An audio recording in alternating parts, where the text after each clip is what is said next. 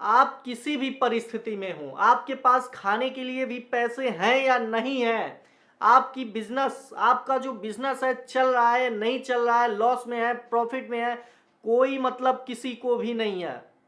यदि आपके पास recovery agent आता है, आप उसको अपना ईएमआई नहीं दे रहे हो, तो आपके ऊपर एसटी एक्सी धारा लगाई जाएगी और आपको तुरंत जेल जाना पड़ेगा। कोई नहीं पूछेगा कि क्यों आपने नहीं दिया, सीधे आपको जेल जाना पड़ेगा। वो भी आपके ऊपर कौन सी धारा लगाई जाएगी? 420, 419, 406, 417 नहीं लगाई जाएगी, सीधे एसटी एससी एक्ट के तहत आपके ऊपर मुकदमा होगा।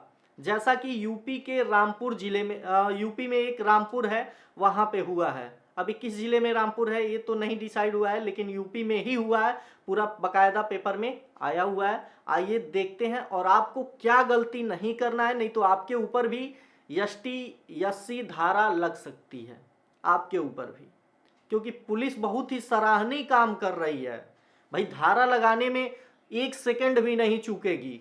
आइए देखते हैं। तो देखिए, हम किसी भी धर्म का, जाति का विरोध या बुराई नहीं कर रहे हैं।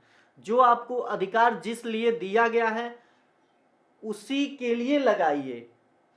तीसरे आदमी के लिए अपने अधिकारों का गलत उपयोग मत कीजिए। तो देखिए, आपको क्या गलती नहीं करना है। यदि आपने लोन लिया है, यदि आप रिकवरी एजेंट हैं या आप लोन नहीं चुका पा रहे हो, तो ये गलती आप कभी मत करना, नहीं तो आप भी जाओगे अंदर। देखिए यहाँ पे पूरी चीज देखिए, देख लीजिए। यहाँ पे रामपुर न्यूज है, लिंक मैं दे दूंगा, उसके लिए परेशान मत होइए। लिंक आप देख सकते हैं, डायरेक्ट मेरे ऊपर विश्वास कीजिए, लिंक आप देख लीजिएगा। बजरंग दल के जिला संयोजक के खिलाफ एससी एसटी एक्ट में मुकदमा। बहुत ही सराहनीय काम हुआ है, बहुत ही अच्छा काम हुआ है, देख लीजिए आप। मिलक बजरंग दल के जिला संयोजक के दुकान में बदमाश घुसने की सूचना पर पुलिस को दी कोतवाल पुलिस फोर्स लेकर मौके पर पहुंची। दुकान के बाहर घायल अवस्था में एक युवक पड़ा हुआ था। पुलिस उसे इलाज के लिए नगर के सरकारी अस्पताल ले गई। मामला रुपयों के लेन देन का निकला। पुलिस ने घायल की तहरीर पर बजरंग दल के जिला संयोजक आशीष गंगवार के खिलाफ एससी एसटी धारा सहित अन्य धाराओं में मुकदमा पंजीकृत कर लिया। बहुत ही सराहनीय काम हुआ है। शुक्रवार की दोपहर को कोतवाल अजय पाल सिंह को क्षेत्र के तिराहा गांव निवासी बजरंग दल के जिला संयोजक आशीष गंगवार का फोन आया। उन्होंने फोन पर बताया कि नगर स्थित रौना काला हाईवे बाईपास पर उनकी दुकान में एक बदमाश घुस आया है। दुकान में बदमाश घुसने की खबर जिला संयोजक के द्वारा मिलने के बाद कोतवाल पुलिस फोर्स लेकर घटनास्थल पर पहुंचे। जिला संयोजक की दुकान के बाहर गंभीर अवस्था में घायल युवक पड़ा हुआ था। जिला संयोजक ने पुलिस को बताया कि घायल युवक ही बदमाश है। पुलिस घायल को लेकर नगर के सरकारी अस्पताल पहुंची। इलाज उपरांत घायल कोतवाली पहुंचा और उसने बजरंग दल के जिला संयोजक के खिलाफ तहरीर दी। आगे देखते हैं। पुलिस को दी गई तहरीर में उसने बताया कि शुक्रवार की दोपहर वह आशीष गंगवार की दुकान पर आया अपने रुपए लेने के लिए।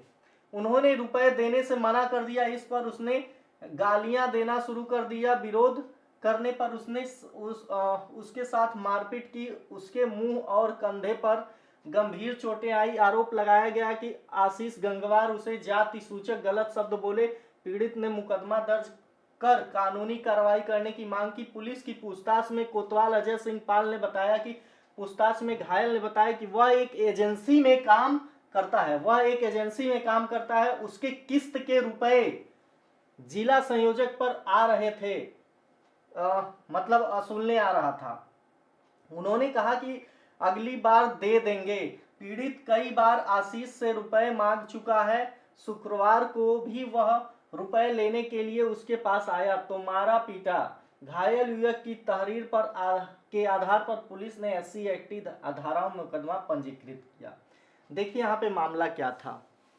मामला था जैसे एजेंसी में वो काम कर रहा था, जो कि एक रिकवरी एजेंट था। अब रिकवरी एजेंट कैसे आते हैं आपको कितने अच्छे से पता है ये हमें बताने की जरूरत नहीं है। ये जो रिकवरी एजेंट होते हैं, जैसे लगता है कहाँ के भाई एसपी डीएसपी हो और सामने वाले ने एक किस्त बाउंस कर दिया, वो कितना बड़ा क्रिमिनल हो, आप तो समझ सकते हैं। अब दुकान है भाई साहब, हो सकता है उस दिन कुछ हुआ हो, या उनकी एक तो पहले से फाइनेंशियल स्थिति सही नहीं हो और वो भाई साहब नहीं लोन चुका पा रहे हैं, एक किस्त बाउंस हो गई। किसी के साथ भी हो सकता है, मैं ये नहीं कहता हूं कि भाई उसने जानबूझ के किया, हो सकता है किसी के साथ भी ऐसा हो सकता है। और उस दिन यार सबका मूड ठीक हो, ये कभी नहीं हो सकता है, किसी के साथ कुछ भी हुआ हो। लेकिन भाई साहब लोग जो आते हैं ये रिकवरी एजेंट, कैसे आते हैं, जैसे लगता है कहाँ का बड़े सबसे बड़ा विश्व का क्रिमिनल उन्होंने पकड़ा है, क्यों नहीं दोगे भैया, कंपनी का पैसा है। आपको रिकवरी एजेंट इसलिए बनाया गया है, आपको क्या काम दिया गया है कि भाई सामने वाले के पास अगर आप चले गए तो उनसे कहिए कि आपका लोन बकाया है, आप दे दीजिए, या बताइए कब देंगे, ठीक है। लेकिन ये लोग जैसे लगता है कि भैया आ गए हैं तो इनको चाहिए ही चाहिए, ये बिना पैसे वसूले नहीं जाएंगे, क्योंकि अगर ये पैसे वसूलेंगे नहीं तो 2-3 महीने की जॉब होती है, उसके बाद खत्म। तो भाई साहब जो रिकवरी एजेंट थे वो किस जात के थे, भाई पिछड़ा अनुसूचित जात के थे, जिनके पास एसटी एससी एक्ट की व्यवस्था थी। उनको अधिकार था कि यदि उनके ऊपर कोई, मान लीजिए कोई उनके ऊपर क्या कहते हैं उसको, जैसे मान लीजिए पीड़ित, उनको कोई सता रहा है, धमका रहा है, डरा रहा है, तो इसके लिए एसटी एससी एक्ट बना है। न कि आप बिजनेस कर रहे हो, बिजनेस में लड़ाई हो गई तो वहाँ पे लड़ाई कभी नहीं करना चाहिए। मैं कभी नहीं कहता कि लड़ाई झगड़ा मारपीट कभी नहीं करना चाहिए, ठीक है। किसी कारणवश हो जाती है तो वहाँ पे आप बिजनेसमैन हो, आप तो वहाँ पे कम नहीं हो। आपने तो नहीं कहा भैया तुम बड़े जात के हो, मैं छोटे जात का हूँ, मैं तुमसे नहीं जीत पाऊंगा। वहाँ तो आप ये कहते हो कि भैया तुमको भी देख लेंगे चाहे तुम कुछ भी हो। तो भैया एसटी एससी एक्ट की बात यहाँ पे नहीं आती है, क्योंकि वो क्या कर रहा था, एक नौकरी कर रहा था। नौकरी में इनका अधिकार यही होता है कि भैया सामने वाले के पास जाओ, देता है तो ठीक है, नहीं देता है चले आओ। तुम्हारे पास जो अधिकार है लगाओ, नहीं दे रहा है सामने वाला पैसा, क्यों नहीं दे रहा है उससे हाल चाल नहीं पूछना है, मत पूछो।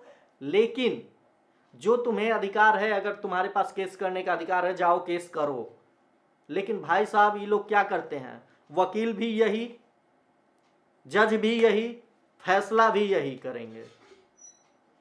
तो भाई एक हाथ से ताली कभी नहीं बजती है, ताली बजाने के लिए 2 ही हाथ लगते हैं, चाहे कोई हाथ धीरे से आए कोई हाथ तेज से आए, भाई 2 हाथ ही लगते हैं ताली बजाने के लिए। तो यहाँ पे देखिए जो एसटी एससी एक्ट लगाया गया है वो बिल्कुल सरासर गलत है। इस एक्ट के लगने से क्या नुकसान है, जितने भी अनुसूचित यानी एसटी एससी एक्ट जिनके पास है, इसका अधिकार जिनके पास है, वो लोग क्या करेंगे, लोन लेंगे, पैसे हैं तब भी नहीं चुकाएंगे। और जो आएगा मांगने, यदि कोई मान लीजिए एसटी एससी वाला नहीं आ रहा है, कोई उच्च जिसके ओबीसी वाला आ गया या जनरल वाला आ गया, तो उनके ऊपर ये लोग क्या करेंगे, एसटी एससी एक्ट लगवा देंगे कि भाई साहब सामने वाला आके हमको धमकाया है, डराएगा। तो इसका इस घटना के वजह से समाज में गलत असर जाएगा। तो मैं कभी नहीं कहता हूँ, आपको जो अधिकार जिसके लिए दिया गया है उसी के लिए उपयोग कीजिए, गलत उपयोग अपने अधिकारों का मत कीजिए। तो यहाँ पे यही चीज हुआ है भाई, उसने नौकरी करते हुए गया है, यहाँ पे जाति विशेष तो है नहीं, जाति विशेष कोई है नहीं उतना ज्यादा, कोई भी कहने के लिए तो भाई तुम गाली दोगे तो सामने वाला छोड़ेगा नहीं। गाली गलौज वैसे नहीं करना चाहिए, लेकिन क्या करे हो जाता है, करना वैसे नहीं चाहिए। तो यहाँ पे जो धारा लगाई गई है इसका कोई मतलब नहीं है। लेकिन भाई साहब अच्छा काम किए हैं, पुलिस भी सराहनीय काम किए हैं, इनके बातों का अब क्या ही बताएं। देखिए यहाँ पे पैसा था किसका, कंपनी का, लेकिन जैसे लग रहा था भाई साहब रिकवरी एजेंट जो हैं पैसा इन्हीं का हो, दूसरे का है नहीं, इन्हीं का पैसा है, इन्होंने अपने जेब से दिया है, प्रॉफिट होगा कंपनी को, कस्टमर दे ही रहा है, एक किस्त बाउंस हो गई, अगली बार दे देगा। लेकिन तुम उसके लिए चले जा रहे हो, दुकान पे धमका रहे हो, 1000 कस्टमर वहां पे हैं, उसके सामने तुम धमकाओगे तो भाई सामने वाला तो रिक्वेस्ट धूप अगरबत्ती लेके करेगा नहीं। तुमने भी कुछ किया ही होगा, तभी सामने वाले ने रिप्लाई दे दिया, थोड़ा सा रिप्लाई अधिक हो गया। वैसे मारपीट कभी नहीं करना चाहिए, झगड़ा लड़ाई कभी नहीं करना चाहिए, भूल के भी नहीं करना चाहिए। लेकिन पुलिस को चाहिए सबूत, आपको क्या चीज देखना है यहाँ पे। कभी भी लड़ाई झगड़ा हो तो उसमें आपको बच के रहना चाहिए, लड़ाई झगड़े से दूर रहिए। और देखिए पुलिस को क्या चाहिए, सबूत चाहिए। आप भले से लड़ाई ना किए हों, आपके प्रति सबूत मिला तो आप भी जाओगे। इसलिए बेहतर यही होगा कि सबूत समझ सकते हैं। तो यहाँ पे अधिकारों का गलत पालन हुआ है।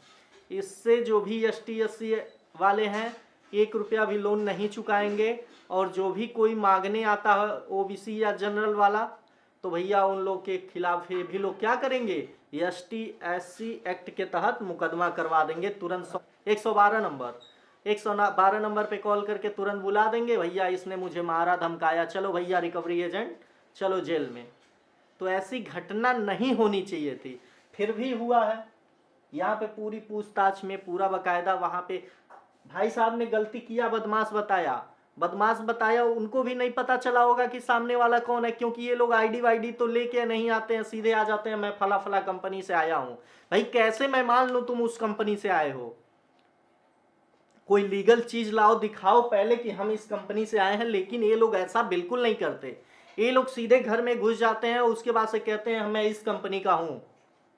ID दिखाओ तो ID वाईडी कुछ नहीं दिखाने वाले ये लोग, कुछ नहीं, सीधे क्योंकि 10 दिन 2 दिन पुराने होते हैं, नया खून होता है, गर्म खून होता है, बस कोई काम धंधा तो मिलता नहीं है ढंग का। तो भाई साहब लोग को यही जॉब आसान लगती है, चलो चल लेते हैं, 12,000 20,000 मिल जाएंगे।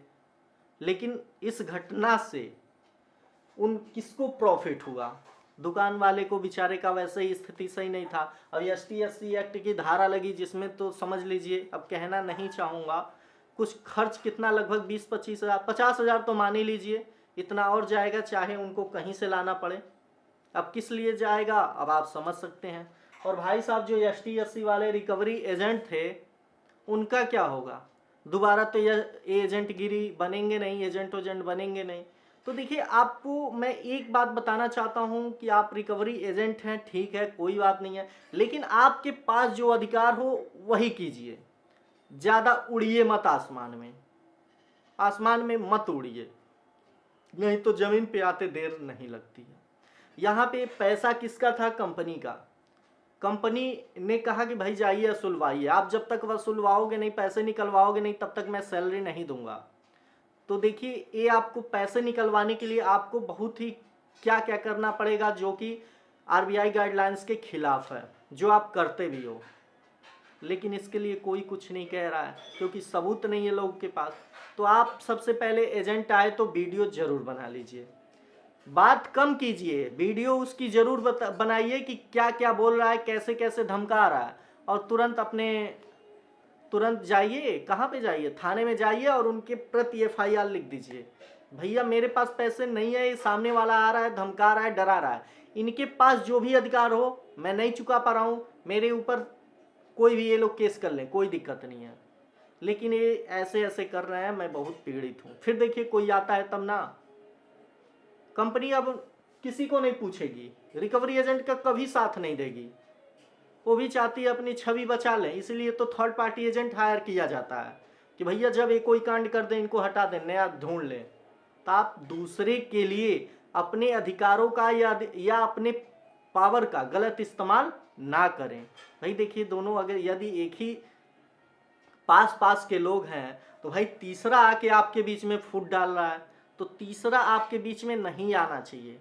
जॉब कर रहे हो ठीक है, लेकिन तीसरे के चढ़ाने पे अपने मित्र को, अपने भाई को, अपने आसपास जिले के व्यक्तियों को तंग नहीं करना चाहिए, इतना तो आप समझ लीजिए, ठीक है ना। तो ऐसा चीज़ नहीं होना चाहिए, मैं रिक्वेस्ट करता हूँ। आगे कोई प्रॉब्लम हो तो पूछिए। धन्यवाद।